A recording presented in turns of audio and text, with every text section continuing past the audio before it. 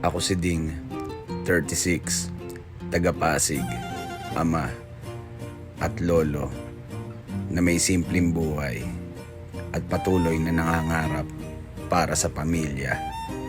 Tara, samahan niyo ako sa mga araw na to at ipapakita ko sa inyo kung ano yung mga ginagawa ko. Napakasarap magkaroon ng simpleng buhay, di ba? Oo, maraming hindi naniniwala sa kakayahan mo. Pero ganun pa man, ipakita mo sa kanila na kaya mong pagtagumpayan kung ano yung mga nasimulan mo, kung ano yung mga pangarap mo para sa pamilya mo. Huwag na huwag kang matatakot sa mga bagay na mawawala sa'yo.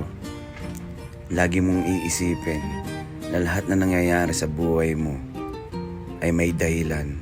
Kaya huwag na huwag kang magpapaapekto sa mga pagsubok na dumarating sa'yo. Lagi mong iisipin na kaya mo at patuloy kang lumaban sa hamon ng buhay para sa ikabubuti ng pamilya mo.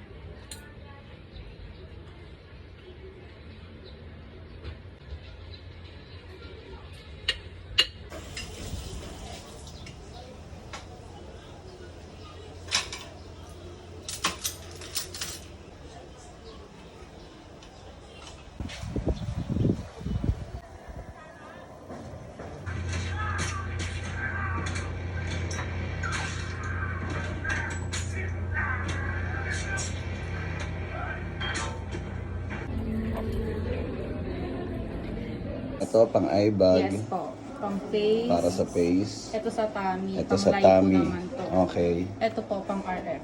Okay. Pakilala ka naman. Hello Dali. po, I'm Marie.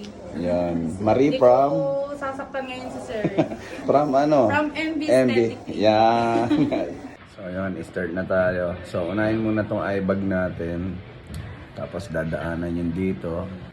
Pag nailagay na to, hindi na tayo pwede magbasa ng 8 hours. Kasi Eye ito po cream yung ang tawag matutunaw dyan.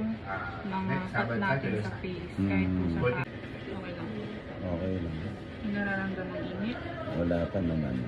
So yun mga kamataan, 10 minutes lang ginagawa.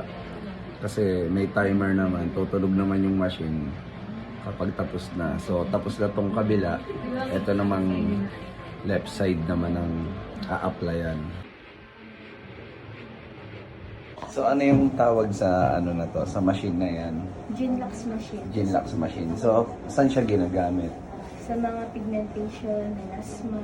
Tapos ng ARF yung face natin. Susunod naman tong tummy natin. Na RF na yung face natin. Tapos yung tummy ko.